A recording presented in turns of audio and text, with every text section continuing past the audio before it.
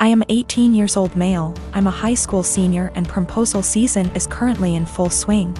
I was in my AP Chem class when suddenly an entourage of people entered my classroom with a disabled girl. She has cerebral palsy, that I know. I first saw the posters and the bouquet of flowers she was holding and thought, Aww. that's sweet of her. Then they revealed the posters and I read my name and was completely taken aback. I literally almost had a anxiety attack. I didn't know what to say at all and the entire class was cheering and people even started filming. I was straight up frozen for a minute and I could feel myself burning up with embarrassment. Of course I wanted to say no, but since it was so public and everyone was waiting for me to say yes, I did and hugged her. Everyone clapped including the teacher and I was mortified. One of my buddies asked me if I was okay. Afterwards, since apparently I looked like I was gonna burst into tears and I told him I literally did not expect that at all, and I didn't want to say yes. He suggested that I go find her after school or something and explain that to her and I agreed. Now, this girl is really nice. We had a class together last year and sat next to each other for a majority of it and talked quite a lot.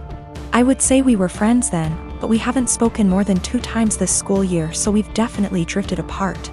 That's why I was completely shocked when she sprung the prom asking on me. Usually, people have their friends make sure that the other is at least aware before doing the asking to prevent situations like this. I was contemplating if I should just bite the bullet and go with her, but decided I just couldn't because it is my senior year prom and I was already starting to plan my asking. There's this girl that I've liked for a couple of months now and I recently heard from my friends that she likes me back, so I was gonna ask her. So I ended up going to the special ed classroom after school where I found her and asked if I could speak to her outside. I told her everything and how I really appreciated the gesture. But I was already planning on asking my crush to prom and she was crushed. She started crying really loudly and asked me why I couldn't have just said no, and I said that I didn't want to embarrass the two of us in front of all those people.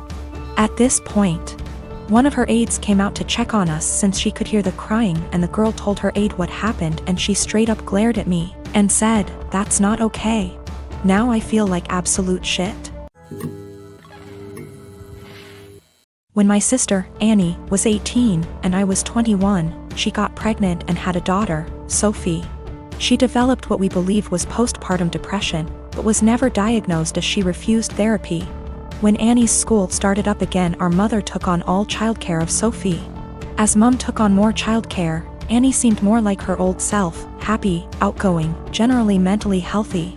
Then within 6 months of Sophie's birth, Annie got pregnant again with another girl, Laura, and the cycle of PPD symptoms. Mum taking over, and Annie's mood improving repeated.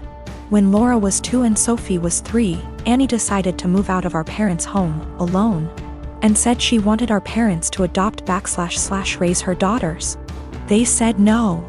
Annie said she couldn't take care of the girls as she had her own life and being a parent made her miserable. My husband and I already had 4 kids of our own, we'd bonded with the girls, and we had the resources for 2 more. So we offered to take them in, and Annie let us legally adopt them before moving about 8 hours away. It's been about 5 years, and the kids are doing well. It was a rough start, but we're now a stable, loving, healthy family unit. Sophie and Laura are 7 and 8, and Annie has recently lost her job and had to move back in with our parents. Annie has now asked for custody of Sophie and Laura. I'm writing custody like that because it wouldn't be custody in the legal sense. As she willingly surrendered all legal rights to the girls and can't get them back, we checked with a lawyer. However, Annie wants the girls to live with her.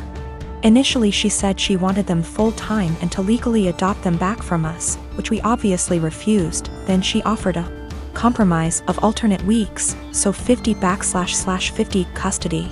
Again, we refused. Given her insistence, we don't even want her around Sophie and Laura. So we've not been going by my parents' house as we typically do. It's been a month of constant badgering, insisting we let Annie bond with her daughters and allow her to at the very least take them for overnight visits, saying that Annie had PPD 5 years ago, and now she's ready to be a parent. I've responded that we are not babysitters, we are Sophie and Laura's parents. They're in a good place and this will be detrimental to all 6 kids. And Annie doesn't get to step in now when she never stepped up in the first place. The response from my parents and Annie is that I'm being unsympathetic to her PPD and I should let her at least have a chance, rather than deem her unfit without giving her a chance to prove herself. Plus, given that we already have 4 kids other than them, Sophie and Laura could probably do with a smaller household, and saying we're being unreasonable for not allowing Annie to bond with her kids. I am a 37 years old male. I have a 13Y.0 son. I was a widower when I met my now wife. She has a 16Y.0 daughter from another relationship. The family is often on pretty good terms. My son is the quiet one in the house. He keeps to himself a lot, but not to the point of being concerning. My wife and stepdaughter are the complete opposite. They both encourage him to be outgoing and share activities and join gatherings with extended family. My son complained about having to be forced out of his comfort zone and having his need for space invalidated. I spoke to both my wife and stepdaughter and asked them to give him space and freedom to spend his time however he wanted. They apologized and promised to let him be. As Mother's Day was approaching, I wanted to throw my wife a surprise Mother's Day celebration. It was no longer a surprise because my stepdaughter gave her the heads so she could prepare. Yesterday I got off work earlier than usual to get final arrangements done. We planned to celebrate at the restaurant and invited her family there. I had the key, and while I was entering the house through the front door, I overheard my wife and stepdaughter talking to my son. My wife was asking my son if he could convince me to let him stay home and not go with them to the restaurant to celebrate. I paused and decided to keep listening. My son said why, and she told him that his introverted and socially inept attitude will make her family uncomfortable and will ruin the mood. He promised her that he'd be well behaved and would try to interact and socialize with everyone, but she said that she wasn't buying it. He kept reassuring her, but she snapped and told him that technically she's not his mom, so she didn't get why he wanted to celebrate Mother's Day with her so badly. My stepdaughter threw some, I don't remember, backhanded comment, and then both of them were shocked to see me standing there. Both were staring without saying anything. I told my son and his stepsister to go to their rooms, then told my wife that the celebration was off, cancelled. She tried to argue, asking why repeatedly, and I told her why. She tried to explain that she didn't mean it like that and that I only heard part of the conversation but not all of it. I told her I was done arguing and the decision was already made. She yelled, asking what she was going to tell her family, and said that I was making tremendous mistake towards her. I ignored her while she kept throwing tantrum after a tantrum. Early this morning she took my stepdaughter and went to stay with her folks. Not a single call or text from her so far. Situation is full of tension. I'm upset still, but more hurt, to be honest. I mean, yes, I did say I was going to have this celebration, but I thought that what she said to my son was too harsh to ignore. My husband Tim has a serious dairy allergy. I'm talking about an actual immune system reaction, not intolerance.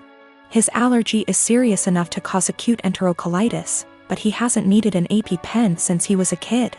I work full-time and also have some seasonal work this holiday season because Tim has been without work, and money has been very tight. As a result, I barely get to rest. The holidays are especially hard, and I found myself getting just 1 day off every 2 weeks for almost 2 months straight. As you can imagine, that day off means the universe to me. Now, Tim loves dairy, and will sometimes intentionally eat things which trigger his allergy. Lately, it's gotten out of hand, with him going from one risky meal every 4 to 6 months, to every 2 or so weeks. In fact, it always seemed to coincidentally line up with my time off, and I found myself spending my 1 day taking care of him. Last week, I finally asked him if he was intentionally timing it to line up with my day off. I fully expected him to say no, but he admitted that he was doing it to make sure that he'd have a nurse, and so he'd have someone close by in case he had an especially adverse reaction and needed a hospital. I was livid, and told him that he was selfish, robbing me of my rest. I said that if he made himself sick again, I wouldn't take care of him. I'm exhausted and I need to decompress. He didn't say much, so I thought he'd heard me. Fast forward to Friday night. I get home from work, and a few minutes in, Tim gets a pizza delivered. I ask him why, when I'm making dinner, and he shrugs. I ask if a large garlic Alfredo pizza is worth the pain, and remind him that I won't be giving up my rest day again. He smirks and eats an entire slice while grinning at me. I left it at that and went back to my dinner. Predictably, he got sick, profusely vomiting, retching and groaning from the intense cramping and diarrhea. I slept in the guest room to get away from the sound and smell. He called for me several times and I repeatedly told him no. Hours later, he was still sick and woke me up at the crack of dawn to go get him Pedialyte and meds because he was very dehydrated and still in pain. I told him to order it in and asked him to get out and let me sleep. He was still whimpering when I eventually got up to shower and eat. Again, I did nothing to help or comfort him. By evening, he was sulking, and by morning when I had to work, he was enraged. He yelled, and by the end of the day he told our friends and family that he nearly died and I neglected him. His family accused me of passively trying to kill him. His mom called, shouting that he could have had a life-threatening reaction due to my petty actions, and that I'm a shit wife for not minding his health. I'm starting to feel guilty because she's right and he could have been seriously hurt.